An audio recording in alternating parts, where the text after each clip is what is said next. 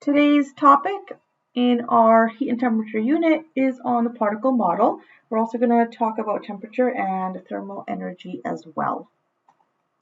So the particle model of matter states that all substances are made of tiny particles that are too small to be seen.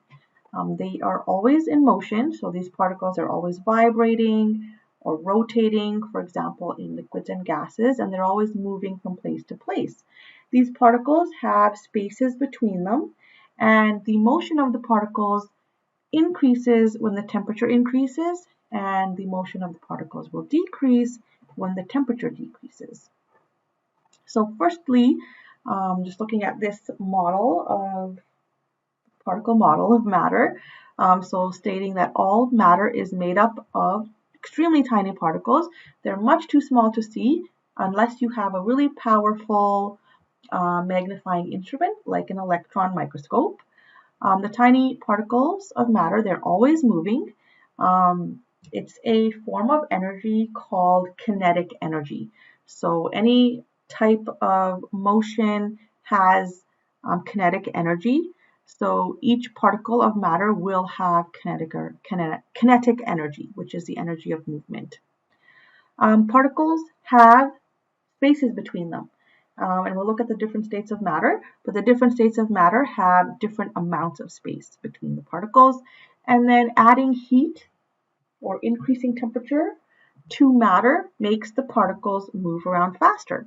That's because we're adding energy. So faster moving things have more kinetic energy. So when we add heat, it is increasing the kinetic energy of the particles. Oh, we have a quick video here to talk about the particles. Okay, so let's just go through the different states of matter. So solid state, solids will have a definite shape and volume. So when we talk about volume, that's the amount of space that matter occupies. All right, so when we look at a solid, the particles are limited in their movement, but they do still have spaces in between the particles.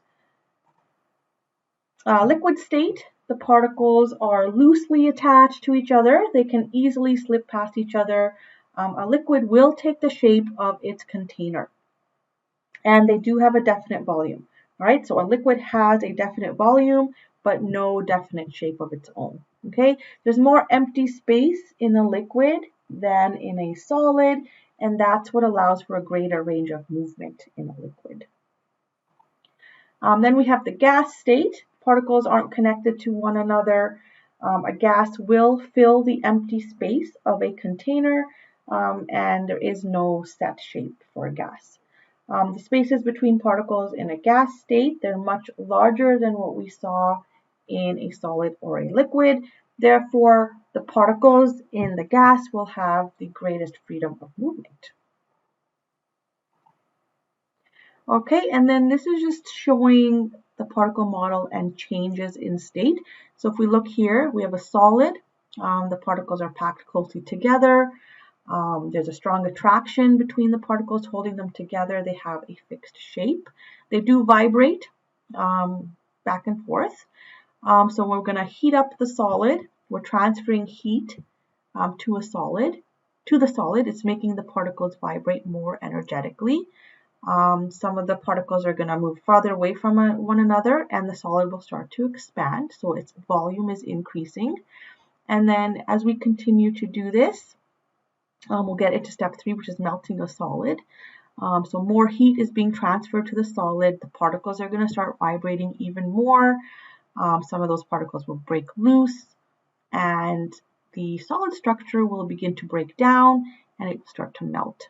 Then step 4, it'll become a liquid. The particles have more kinetic energy now. They're moving about more. The bonds that were holding the particles together are weaker now, and that liquid will take on the shape of the container.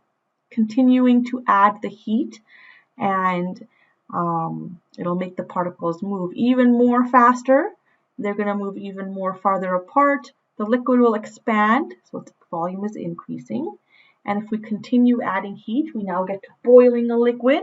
So more heat is being transferred to the liquid. The particles are bumping into each other, bouncing around even more.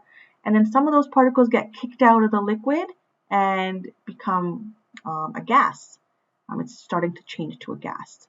And so here at the last figure here, when we have the gas, the gas particles are able to move about very quickly in all directions. The bumping and bouncing are keeping them farther apart, and they will fill up the space of any container or if it's in a room.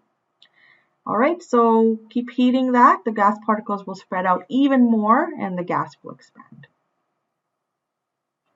So next we're going to talk about energy and what is energy. So energy, this is the ability to do work and to cause change. So when we talk about thermal energy, this is the energy that's generated by the movement or vibration of particles. All right, so when we talk about the total kinetic energy, that's the total kinetic energy of all the particles in a substance. And we talked about kinetic energy before. It's the energy of movement. So it's the energy that's released or transferred by the motion of an object or its particles. All right, so here, what is energy? This first figure, just looking at batteries. So fully charged batteries can power a stereo, but dead batteries cannot. So therefore, a charged battery, it stores more energy than a dead battery.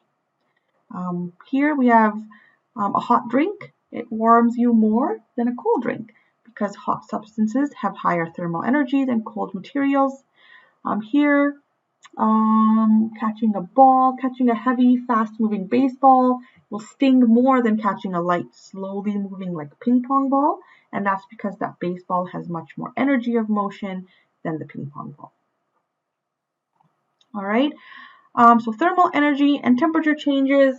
So just comparing here, a small heater in a bedroom can warm the room. That's because the heater will transfer thermal energy to the air. The air particles are going to start moving faster and average energy increases, so therefore temperature rises.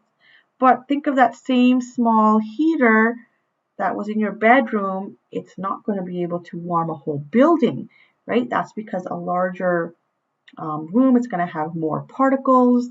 Each particle will only get a tiny share of that extra energy, so the average energy of the particles increases, but only a tiny bit.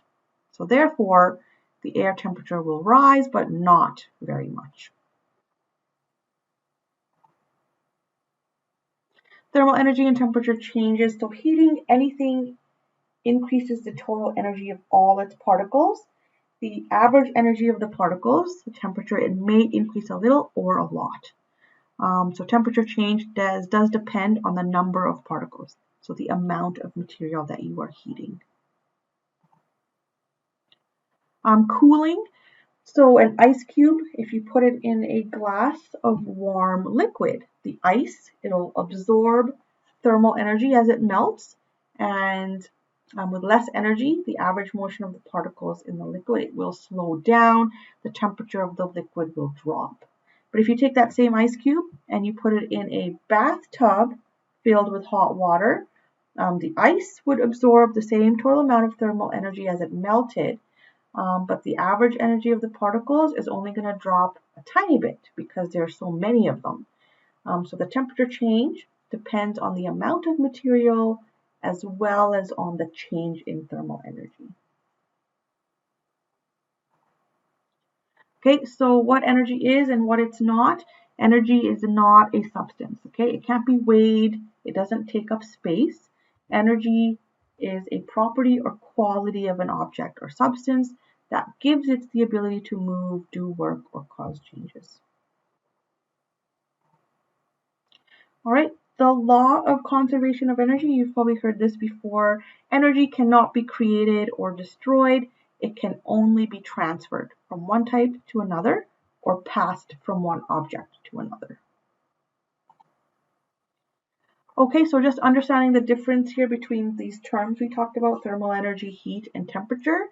So thermal energy, that's the total kinetic energy of all the particles in a substance.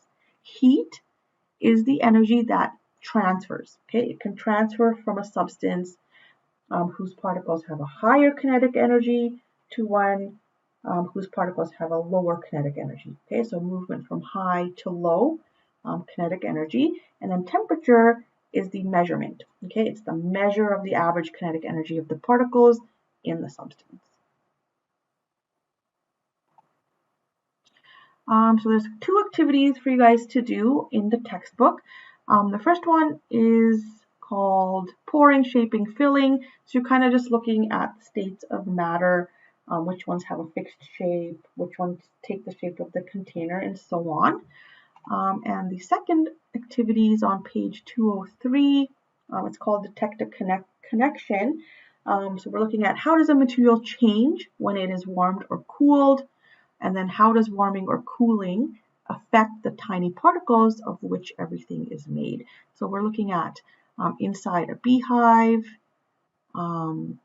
inside and outside of the beehive. We're looking at a handheld mixer and water, and then here we have like a log and a stick, and basically what's happening when we twirl that stick and press it against the piece of wood.